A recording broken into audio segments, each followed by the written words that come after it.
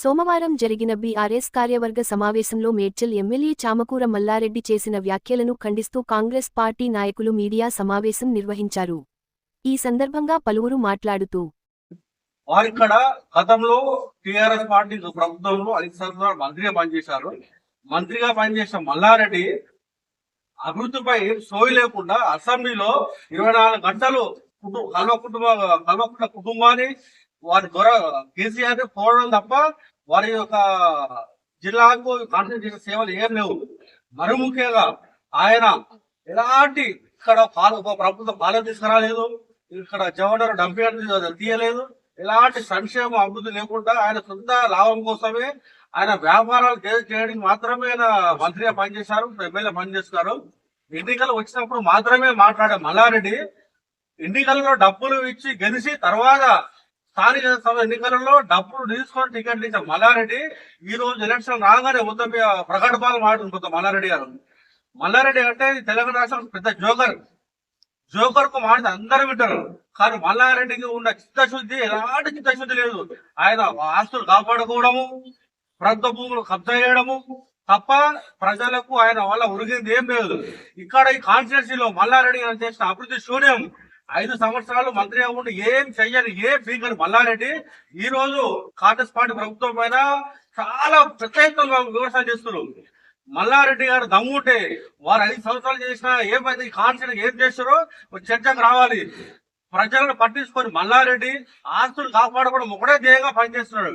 ఈ రోజు ఎన్నికలలో పెద్ద మాటలు మాట్లాడి మళ్ళా టికెట్లకు అమ్ముకోనికి మాత్రమే టికెట్లు అమ్ముకొని డబ్బులు సంపాదించుకోవడం తప్ప ఆయనకు అభివృద్ధి పైన ప్రజలపై ఎలాంటి ప్రేమ లేదు, మమకారం లేదు. మల్లారెడ్డి మీరు అలేవారి చౌరస్తలో ఉన్న పిస్తా హౌస్ దగ్గర షాంపేట చెరువు కబ్జా చేసి చెరువులో ఉన్న బఫర్ జోన్ లో కట్టారు. మీకు డ్రైనేజ్ మొత్తం షాంపేట చెరువులో పోతుంది. ఆ ప్రజలంతా తాగునీరు సాగునీరు వాడుకుంటారు. అంతేకాకుండా ఈ చుట్టుపక్కల ప్రాంతాన్నిటిలో మీరు చేసిన అక్రమాలు ప్రతిదీ బయట తీస్తాం. ముఖ్యమంత్రి దగ్గర పోయి కాలు పట్టుకోవాలి, ఇక్కడికి వచ్చి తొడగొట్టాలి. మల్లారెడ్డి ఖబర్దార్, నోరు దగ్గర పెట్టుకుని మాట్లాడు. రాబోయే రోజులలో మీ పైన మీ సంస్థల పైన అన్ని రకాల ప్రభుత్వం చర్యలు తీసుకుంటుంది.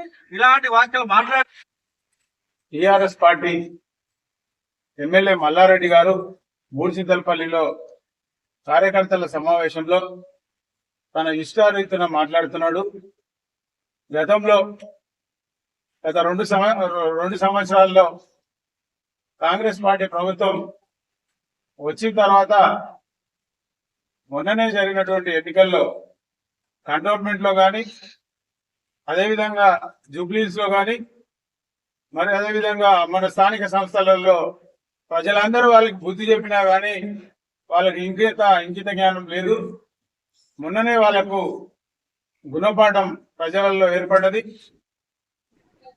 2 సంవత్సరాలు ఎమ్మెల్యేగా ఉండి 10 సంవత్సరాలు మంత్రిగా ఉండి చేయలేని సోయలేని మల్లారెడ్డి గారు ఈరోజు మా యొక్క ఇన్ఛార్జ్ వారిలో వజ్రేష్ యాదవ్ గారిని ఇష్టారీతిన మాట్లాడుతున్నాడు. నిత్యం ప్రజలలో ఉంటూ, ఓడిపోయినా కానీ నిత్యం ప్రజలలో ఉంటూ ప్రజాక్షేమం కోసం ప్రజలను చైతన్యపరుస్తూ, నాయకులను చైతన్యపరుస్తూ ప్రజా సమస్యలను ఒకటొకటిగా పరిష్కరించబోతున్నాడు. మల్లారెడ్డి గారిని అడుగుతున్నాను, మీరు గత 10 సంవత్సరాల్లో చేయనటువంటి అభివృద్ధి సంక్షేమ పథకాలు మీ కళ్ళకు కనిపిస్తలేవా అని అడుగుతున్నాం. ఈ రోజు ప్రజలకు ఉచిత కరెంటు ఇస్తున్నాం, ఇందిరమ్మ ఇల్లు ఇస్తున్నాం, ఉచిత గ్యాస్ ఇస్తున్నాం, రైతు బంధు ఇస్తున్నాం, రైతు బీమా ఇస్తున్నాం, రైతు రుణమాఫీ ఇస్తున్నాం. ఇవన్నీ 2 లక్షల రుణమాఫీ చేసిన ఘనత కూడా మా రేవంత్ రెడ్డి గారికే దక్కుతుంది. ఇది మీ కళ్ళకు కనిపిస్తలేదని అడుగుతున్నాను. మళ్ళా నా తిట్టపుదే మా అయ్యే ఏజ్ గాని బుద్ధి ఏమైనా ఉందా? మళ్ళా నా షామిలిపేట చెరువు గతంలో కాదు, మొన్న సంవత్సరం అలిగెళ్ళింది, ఇప్పుడు అలిగెళ్ళింది, మేడ్చేరు చెరువు అలిగెళ్ళింది, అత్తేలి చెరువు అలిగెళ్ళింది. అరే నువ్వు తిరుగుతున్నావా, ఇట్లా వాడుతున్నావా? నువ్వు ఆ చెరువు గురించి మాట్లాడేది మట్టి అమ్ముకున్న వాళ్ళు మీ వాళ్ళు నాయన. ఎట్లా మట్టి అమ్ముకున్నావు కూడా చెప్తా. నువ్వే రాళ్ళు కట్టుకొని చెల్లరవాసి వస్తావు. ఇక నువ్వు కాలేజీల గురించి మాట్లాడినావు, మేము స్కూల్లో దేవా అని మాట్లాడినావు. నేను సూటిగా మాట్లాడుతున్నా మల్లారెడ్డి గారు మీతోటి. కాలేజీ ఫీజులకు కూడా నేను వ్యతిరేకిస్తలేను. సంవత్సరానికి 10,000 మంది దగ్గర నువ్వు డొనేషన్ లేకుండా, ఫీజు వేరు డొనేషన్ వేరు. డొనేషన్ లేకుండా నువ్వు ఎంత మందికి చదువు చెప్పినావో ఒక్క లిస్ట్ ఓపెన్ చేయి. అందరికి కూడా అంటలేను, సంవత్సరానికి 10,000 మంది చదివిస్తున్నావు కదా, 1,000 మంది లిస్ట్ నువ్వు రిలీజ్ చేయి. నువ్వు మొనగాడవే పో. ఏం బ్రోకర్ మాటలు మాట్లాడుతున్నావా? ఎవరు కాంగ్రెస్ పార్టీకి అంటున్నావు? ఎవరు లేకనే కదా మీ ఒక పెద్ద లీడర్ ఫామ్ హౌస్ లో కూర్చుంటూ ఇంకొక ఆయన ఏమో సినిమా వాళ్ళు ఎప్పుడు తిరుగుతున్నావు. మల్లారెడ్డి బయటకు వెళ్ళిండు ఎమ్మెల్యే. వెళ్ళి ఏమంటుండు, ఎక్కడ సోయి లేదు కదా ఆయనకి, ఏం కబ్జాలు చేయాలి ఏం చేయాలి మళ్ళీ ఒకసారి చూసుకోనికి వెళ్ళినట్టు 2 సంవత్సరాల తర్వాత బయటకు వెళ్ళాడు. అదే మా ఇన్ఛార్జ్ వజ్రేష్ యాదవ్ అంటుండు, ఏమని అక్కడ ఇక్కడ తిరుగుతుందని.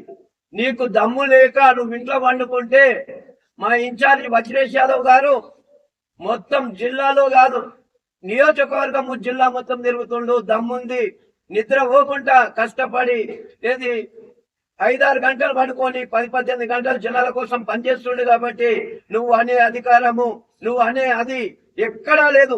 నీకు కబ్జాల పైన ఉన్న సోయి మల్లారెడ్డి గారు ప్రభుత్వం పైన ప్రజల పైన లేదు.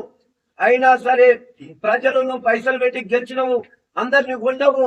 ఇప్పుడు కూడా మళ్ళీ 68 మున్సిపాలిటీలు, అదే 68 కౌన్సిలర్లు అమ్ముకుందామన్నట్టు బయటకు వెళ్ళినవు. మీటింగులు పెట్టడం స్టార్ట్ చేసినావు. ఎక్కడ కాంగ్రెస్ వాళ్ళు లేరు అనేది ఒకటి. నువ్వు అనుకుంటున్నావు, నువ్వు తిరగొద్దు అంటే 2 సంవత్సరాల నుంచి ఏడవన్నావు, అన్నవన్నావు. ఇప్పుడు కూడా మేము కార్యకర్తలం కన్నెర చేస్తే నువ్వు ఇంటికే పరిమితం అవుతావు. చెరువులు కుంటలు నువ్వు కబ్జాలు చేసినావు, మేము చూపిస్తాము. ఇక్కడ పక్కకున్న అల్లేవ షామిల్పేట చెరువులు కబ్జా చేసినావు. అక్కడ 3 చింతలపల్లిలో వచ్చేసి ఎస్టీల భూములు కబ్జా చేసినావు. ఇప్పుడు కూడా నీ చుట్టూ బౌండరీ కొలుస్తాము. 10 ఎకరాల భూమి నువ్వు కబ్జా పెట్టున్నావు. రికార్డు లేకుండా 10 ఎకరాలు ఉంది. ఇంకా కూడా మైసమ్మ కూడా దగ్గర, సుతార్ కూడా దగ్గర చెరువులు కబ్జాలు పెట్టి చెరువులకు మురికి నీరు వదులుతున్నావు. ఇంకా కూడా నువ్వేదో ధర్నా చేసి నువ్వు వజ్రేష్ యాదవ్ గడికేసార్లు అన్నావు. నువ్వు 10 ఏళ్ళు ఏం పీకినవని ధర్నా చేయకపోతే మేము ప్రభుత్వంలో మేము 2 ఏళ్లలో అన్నిటికీ వర్కులు ముందుకు స్టార్ట్ చేసినాం. కాబట్టి నువ్వు 10 సంవత్సరాలు ఏం చేయలేదు. నువ్వు మంత్రిగా ఉన్నావు, అది ఉన్నావు, ఇది ఉన్నావు. నువ్వు అందరికీ చెప్పుకున్నావు ఏమని, నేను బీఆర్ఎస్ వాళ్ళకు కేసీఆర్ 300 కోట్లు ఇచ్చి మంత్రి పదవి తెచ్చుకున్నావు అనుకున్నావు. ఈ రోజు నువ్వు వచ్చి మా దాకా కూడా కాళ్ళ బేరానికి వస్తే మా ముఖ్యమంత్రి గారు నిన్ను ఒక్కనాడు వచ్చి దూరం ఉంచింది. కాబట్టి ఇక్కడ 2 సంవత్సరాలు సైలెంట్ గా ఉన్నావు. ఇప్పుడు ఏదో మున్సిపల్ ఎలక్షన్లు వస్తున్నాయి కాబట్టి ముందుకు వచ్చి ఇష్టం వచ్చినట్టు కుక్కర్నట్టు వస్తున్నాం. ఇటువంటి వచ్చి ఆ ఊరుడు బంద్ చేసుకో. ఇంకా కూడా చెప్తున్నాం ఇప్పుడు ఏమని, నిన్న ఏదో అన్నాడు ఇందిరమ్మ ఇళ్ళ గురించి మాట్లాడింది ఈయన. కేసీఆర్ వచ్చి 3 చింతలపల్లి దత్తత తీసుకొని పీకి పడేసిండు అని ఆయన. ఈయన ఒక్కిళ్ళు కట్టలేదు కేశవరంలో, సీకులు నిలబెట్టి ఉన్నాయి. అలాంటిది ఇప్పుడు ఈయన వచ్చి ఈయన మంత్రి, ఆయన ముఖ్యమంత్రి. అదే మా మండలం ఎన్నుకోండు అయినా కానీ ఇక్కడ ఏం చేయలేదు. సీకులు నిలబడి కనిపిస్తుంటాయి. ఇప్పుడు మేము అదే కాంగ్రెస్ ప్రభుత్వం వచ్చిన తర్వాత 2,000 ఇళ్ళు స్టార్ట్ చేసినాము. 600 ఇళ్ళు ఇనాగ్రేషన్స్ అయిపోయినాయి. 500 ఇళ్ళు స్లాబులు పడ్డాయి. చర్చకు రా.